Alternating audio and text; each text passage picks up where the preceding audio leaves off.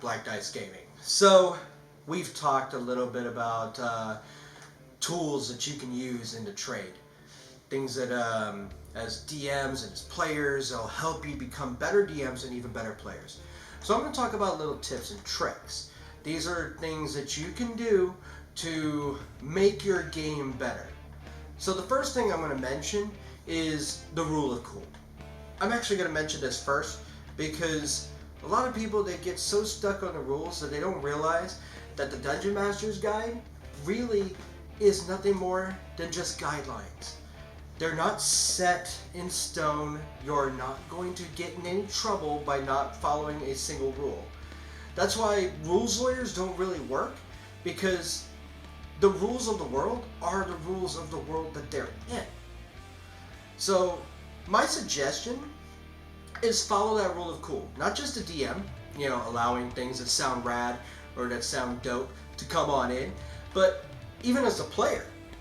The player can actually come up with great ideas. Players, we really love it. As DMs, we love it when you come up to us and you give us our ideas, or you even ask us what our world is going to be like, because you don't know. I mean, it's fine. Obviously, you don't know what's going through our head. But if there's no magic in the world, obviously you're not going to create a magic user. But you know what? You can still do some dope stuff. So just keep that in mind, okay?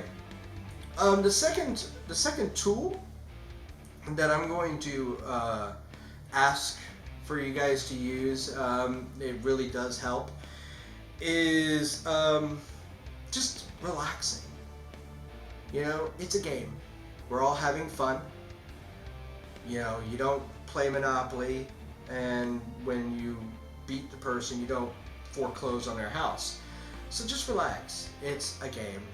It's a game that we love. It brings our heart and soul. The third tip is roleplay. Don't tell me you're sad. Don't tell me you're angry. If you're sad, droop your shoulders. I just can't do this. If you're happy, be excited. It's great. But if you're angry, bring your sword up and be ready to crush your foes. But do that. Give us something. Give the DM something worth him to put his time and trouble into. As a player, you maybe see about 30% of what we do.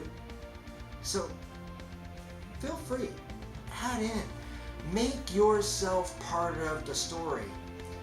Adventure hooks are used by DMs. This is how we get you in the story. So, if the halfling does not decide to follow what the wizard says to do, and decides to stay in the Shire and not throw the ring into the fiery pit, guess what? You just took away a major trilogy. So, adventure hooks are important. That's how the story goes. Saying I wouldn't follow that adventure because that's what my character would do. Don't use those words. What my character would do, obviously your character would be in the game. So that's the only time we allow you to metagame. So we want you to be part of the group. We want you to be part of the team. Most of the people that are coming to play D&D are usually friends, if I'm correct. I mean, that's the whole idea. You're sitting around, you're telling stories. So join in the story, join in the fun. That's the most important part. The next thing I'm going to do is not just tips, but I'm going to talk about little tricks. And this one's going to go more for the DMs. So DMs, listen closely.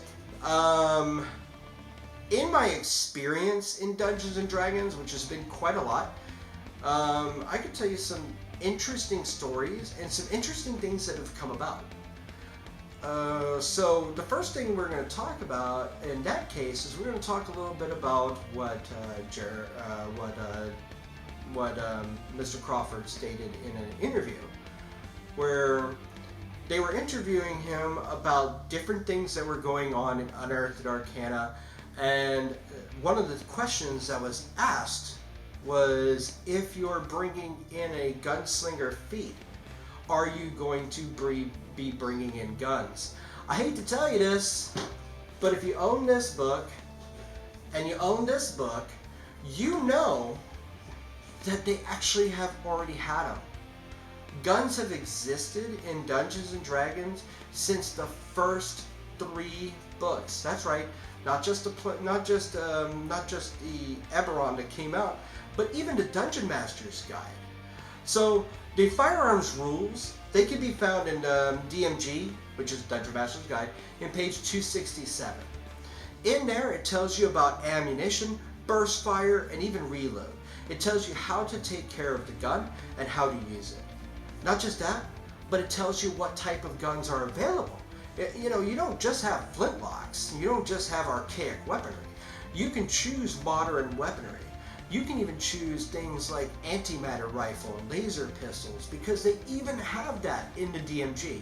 It was already there to begin with. I've noticed though, one thing is that where they also have that, they also have a alien technology save. So now that means that you're picking up the gun, or you're picking up a cigarette lighter, whatever have you.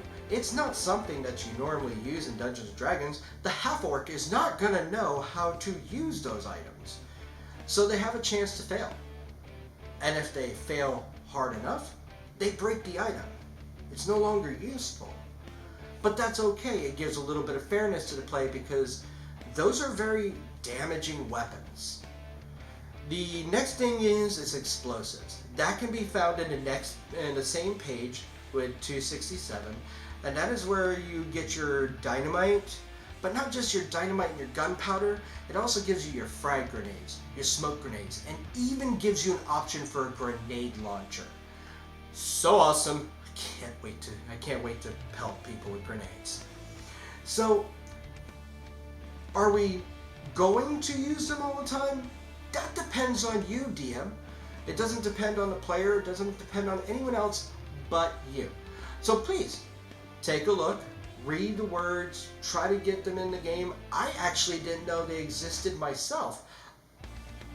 I actually kind of overlooked them, and I think we all do. And that's fine, because remember, the book is still not rules, it is guidelines. So the next thing is where we're talking about the Eberron book that came out. Yes, it's also in there.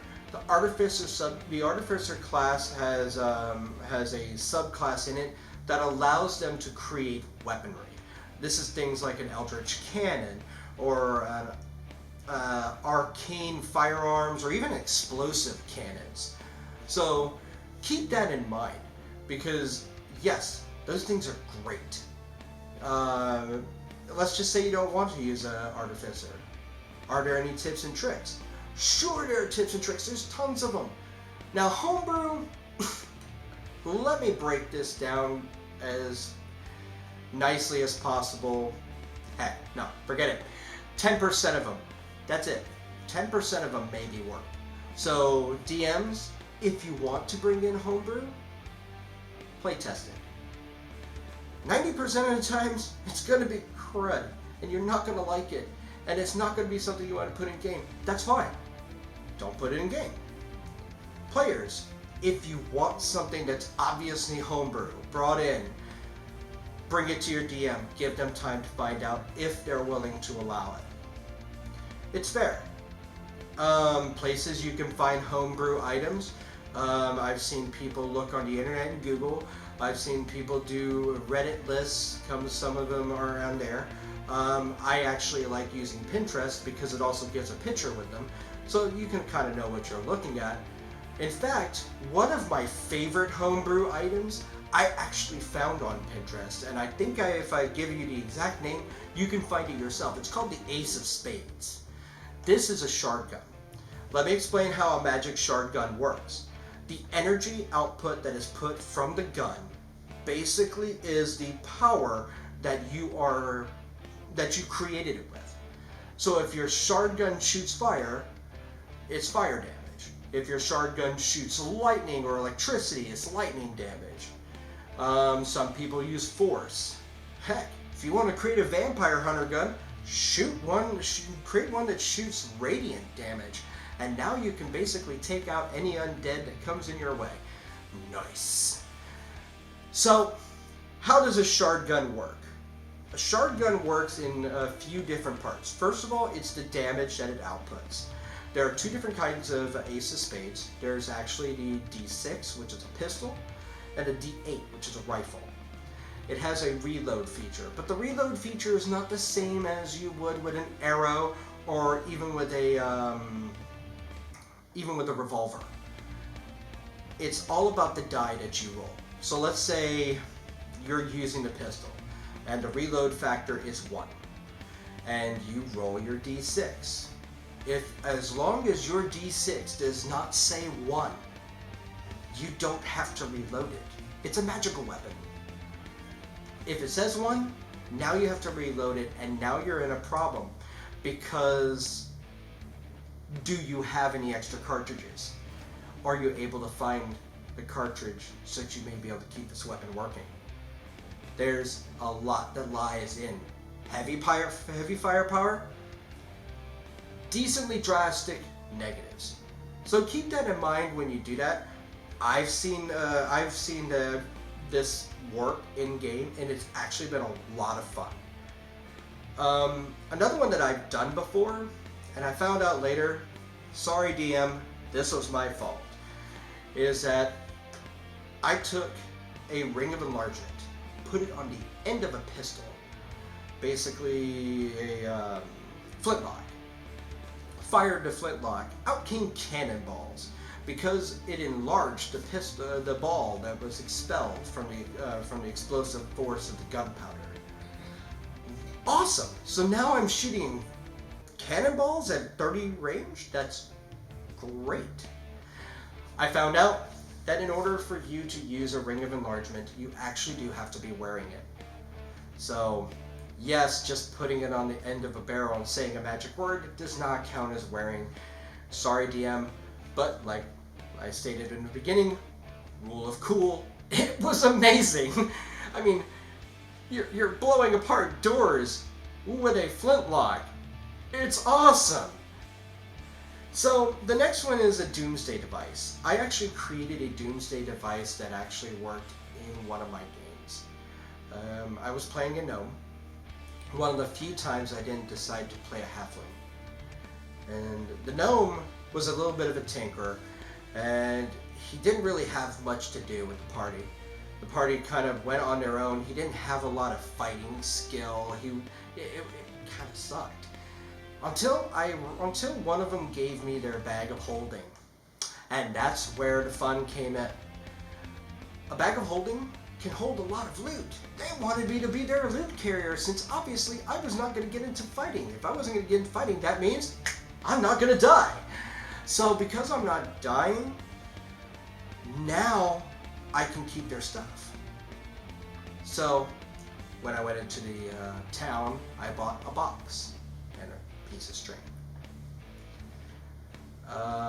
Later on, while we were adventuring, they found an object, which I'm not going to say what it is now, but they found an object. I said, listen, can I have it?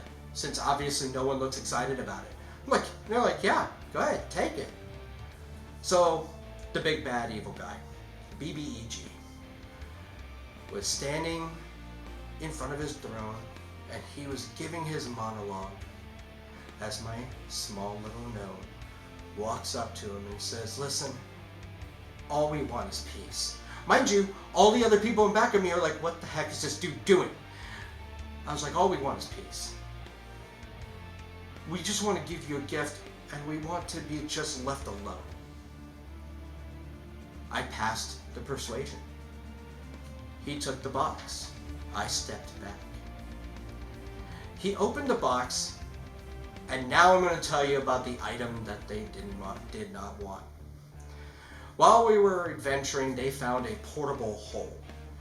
I took the portable hole and lined the box with the portable hole. I then took a string, tied it to the bag of holding, and put it taut to the edge, to the top of the box. So when the person removes the top of the box, the string pops. dropping the bag of holding into the portable hole. Yes, we're talking major rift, the guy disappeared, everything was gone. I dropped the BBEG in one shot. When a tiny little gnome does this in front of a barbarian, 2 fighters, and I think he was a cleric. That was amazing. I became the hero, all because I decided to use a doomsday device. You can do this with anything. All you have to do is use the gray matter that's between your ears and to utilize your gold effectively. Don't just use it, in the tavern. Go to shops. Mundane items are amazing and are also dirt cheap. So my suggestion, my tip, is look into those mundane items. Especially if you don't cast magic, use a mundane item. It's fantastic. So guys, I want to let you know, as a person who's been DMing for quite a while and as a person who loves this game, I thank you guys. We can't do this without you. It's not cheap. It's definitely not easy. Most of the time it's like pretty much stumbling around. But if you really like this video, or if you like what we do, smash that like button, just pound it. Hit that subscribe button. Give us some subscribes. Let everybody else know that we are actually doing something that is quite enjoyable. And guys, if you really want to help us even further, we do have a Patreon account, we do have an Instagram account, and we do have a Discord that is connected to that Patreon. So please, feel free, join the Patreon, join the Discord, talk with us. We love to answer questions, so we have no problems with getting back to you all. And thank you for watching this. Happy trails.